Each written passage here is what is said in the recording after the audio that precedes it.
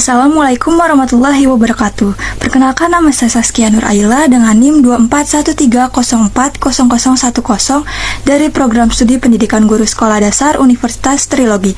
Pada video kali ini saya akan membahas salah satu materi dari mata kuliah Bimbingan dan Konseling di Sekolah Dasar dengan dosen pengampu Ibu Febrianti Yulisatriani SPDI MPD. Judul materi pada video kali ini yaitu Landasan Bimbingan dan Konseling Pendidikan. Landasan bimbingan konseling pendidikan itu dibagi menjadi 6, yaitu landasan filosofis, religius, psikologis, sosial budaya, ilmiah dan teknologis, dan yang terakhir ada pedagogis.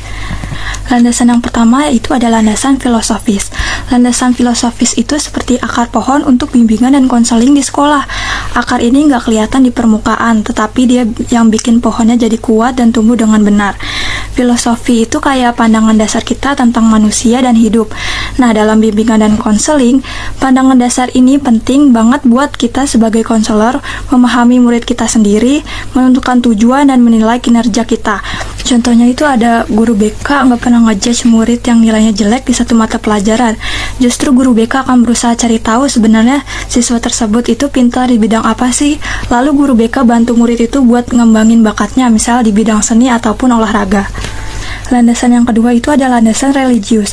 Landasan religius percaya bahwa agama memiliki panduan dan nilai-nilai penting yang bisa membantu siswa tumbuh dan berkembang menjadi individu yang lebih baik secara menyeluruh.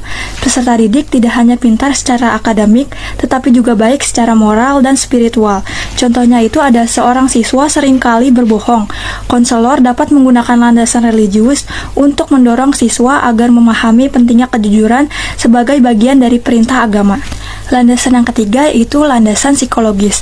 Landasan psikologis ini menggunakan ilmu tentang perilaku dan pikiran manusia sebagai dasar untuk membantu siswa tumbuh dan berkembang secara optimal. Landasan psikologis itu membantu guru BK untuk lebih memahami siswanya. Dengan pemahaman ini, mereka bisa memberikan bantuan yang lebih tepat dan mendukung perkembangan siswa secara menyeluruh, nggak cuma pintar secara akademik saja, tetapi juga sehat secara mental dan sosial. Landasan yang keempat yaitu landasan sosial budaya. Landasan sosial budaya dalam bimbingan dan konseling itu artinya kita memperhatikan dan menghargai semua perbedaan latar belakang sosial dan budaya siswa saat memberikan bantuan. Hal ini penting banget karena cara kita berpikir dan bertindak itu seringkali dipengaruhi dari mana kita berasal dan bagaimana kita dibesarkan. Landasan sosial budaya ini juga mengingatkan guru BK untuk tidak melihat semua siswa itu sama.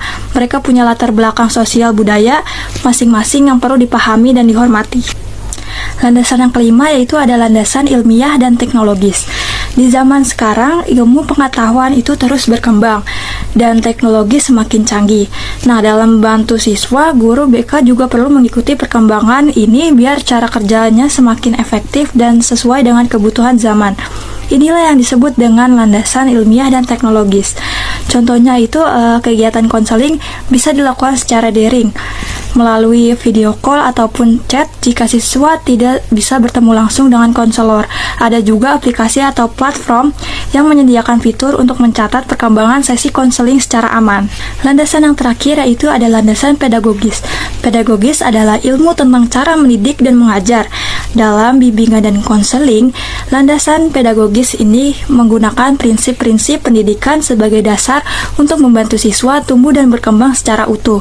Nggak cuma pintar secara akademik saja, tetapi juga berkembang kepribadiannya, sosialnya, dan emosinya. Contohnya itu konselor mengedukasi siswa tentang dampak negatif bullying, menanamkan nilai-nilai empati, dan menghargai perbedaan. Dengan memahami landasan ini, kita sebagai calon pendidik diharapkan mampu menyelenggarakan layanan bimbingan dan konseling yang lebih bertanggung jawab, relevan dengan kebutuhan peserta didik, serta berkontribusi secara signifikan dalam mewujudkan tujuan pendidikan nasional. Semoga materi yang telah disampaikan ini dapat memberikan manfaat dan menjadi bekal yang berharga dalam menjalankan tugas dan tanggung jawab kita di dunia pendidikan. Atas perhatiannya saya ucapkan terima kasih. Apabila terdapat kekurangan dan hal yang kurang berkenan, saya mohon maaf. Wassalamualaikum warahmatullahi wabarakatuh.